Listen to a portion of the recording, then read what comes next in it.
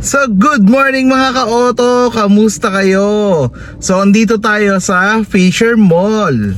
May duty tayo ngayon mga ka-auto. At ang naka-display na unit dito ay Toyota Vios na naka zero down. Teka, nakasubscribe na ba kayo? Kung hindi pa, pakisubscribe naman po yung channel namin. Samahan nyo po ako ngayong araw sa duty namin dito sa Fisher Mall.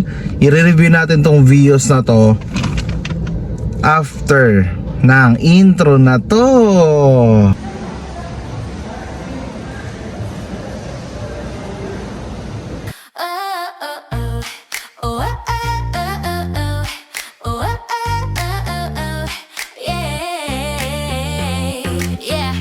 Pasok ka na sa ride ko, Team Angeles, tara let's go.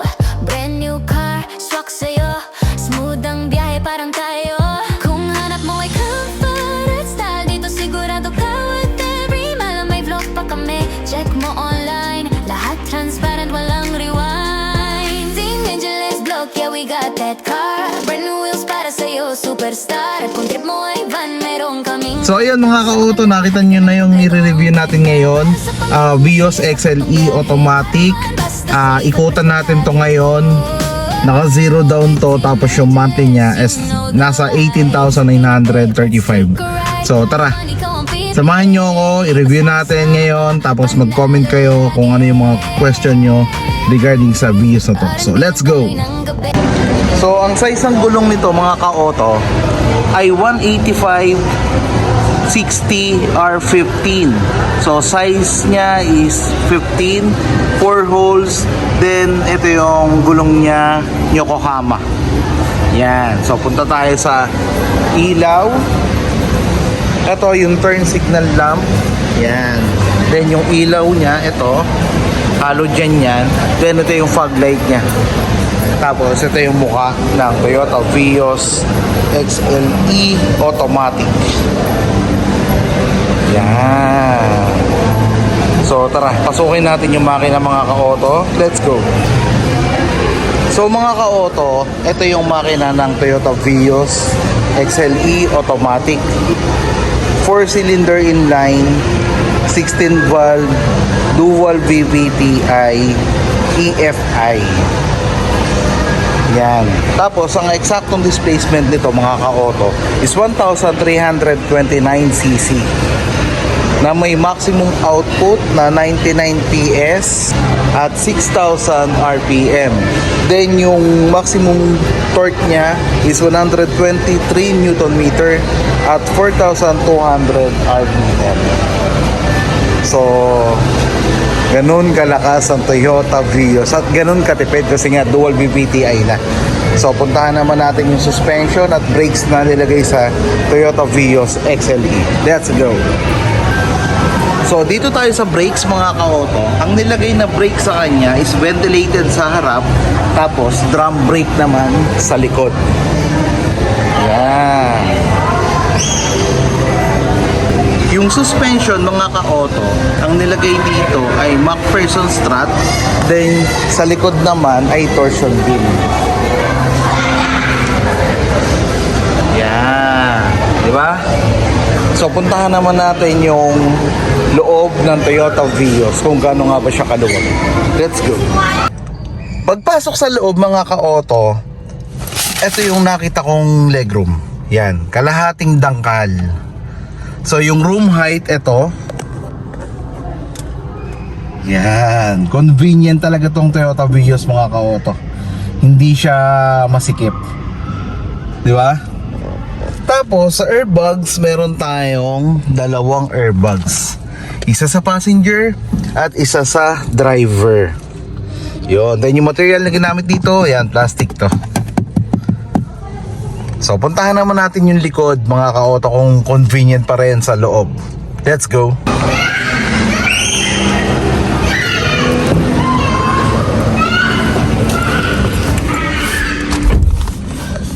So dito na ako sa likod mga ka-auto. Ito naman yung legroom dito sa likod. Tapos ito naman yung room height. Ganun pa rin, sobrang convenient pa rin talaga ng Toyota Vios. Kaya talagang number one siya sa pang business sa Grab, Pwede na rin pang personal at pang pamilya. Kung nagsisimula pa lang kayo sa pamilya nyo at first yung bumili ng sasakyan, Toyota Vios yun para sa inyo. Bakit? Walang cash out at mababang down payment. So tara, puntahan naman natin yung likod mga ka-auto. Let's go!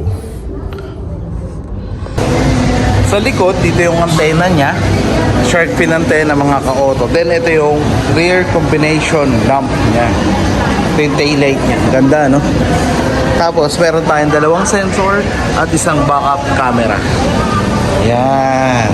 So check natin yung trunk niya kung gaano nga ba kaluwag.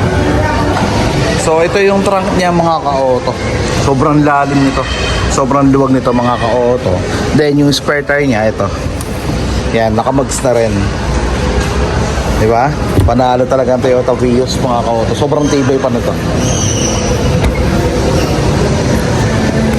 So check naman natin kung ano nga ba yung size ng Toyota Vios. Paano ba natin siya ipapark? Let's go! So mga ka-auto, dito ko na vlog yung Vios kasi hindi ko siya makakempuan sa showroom namin. So ito,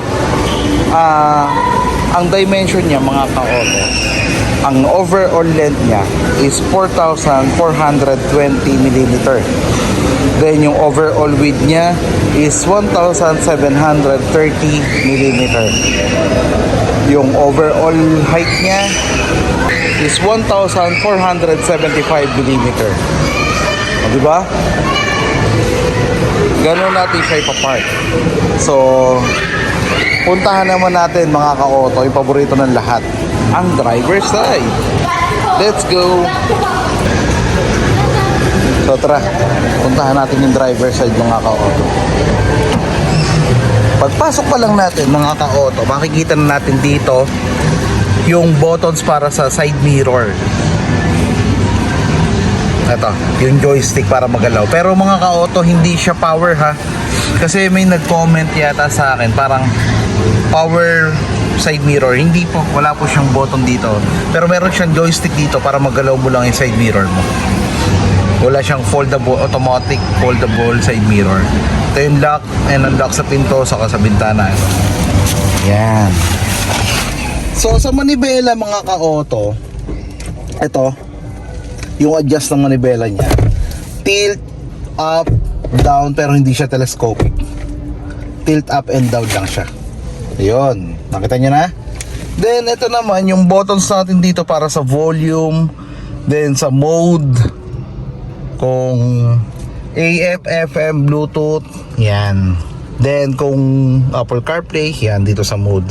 Tapos dito pwede ka ring sumagot ng telepono at mag-drop ng tawag. Yan. Dito tayo sa infotainment mga ka-auto. 8-inch infotainment natin na may Apple CarPlay, Android Auto, Bluetooth, AM, FM. Yan, saka voice command, 'di ba? Naka-views ka tapos naka-voice command. Social. Then sa ignition natin, rotary type pa rin mga ka-auto. Hindi pa siya push start. Then sa aircon, ito manual, lagayan ng water bottle, ito shift gear, park, reverse, neutral drive. Yan. Regular handbrake at maliit na center console. Then charger po natin dito, sa car charger ito. Yung material na ginamit, hindi ko nabanggit, fabric yung material na ginamit natin. So dito tayo sa glove box. Yan. Then sun visor na may salamin sa passenger, sa driver meron din. Yan. Oh. Ilaw. Yan. So mga ka-auto, naikutan na natin yung makina, yung likod, yung spare tire, infotainment, 5-seater capacity to mga ka-auto, yung engine, naikutan na rin natin, yung dimension, nabanggit ko na rin. Hindi ko pa na pala nababanggit yung presyo. Ang presyo nito mga ka-auto is 908,000 pesos. Then yung promo down natin nasa 0 down. Tapos yung monthly nito is 18,935. Diba? Napakasulit nun mga ka-auto. para sa walang cash out, wala kang ilalabas na pera, pero yung monthly mo is 18,935. Di ba? Meron na tong mga safety features like anti-lock braking system, vehicle stability control, hill start assist, tapos yung yung back sensor na dalawa, backup camera, tapos yung airbags, yan. So mga ka-auto, kung nag-iisip kayo na pang grab, pang business, pang personal, pang in-drive, pang family, pwede po ang Toyota Vios. Kasi sobrang walang cash out. Sobrang ganda ng promo niya. Walang cash out, wala kang ilalabas na pera. Pero magmamonthly ka lang ng 18,935. Di ba? Mag-a-apply ka lang, gagawin mo lang, mag-a-apply ka lang. Pag na-approve, pwede mo nang ilabas to nang walang cash out. Di ba?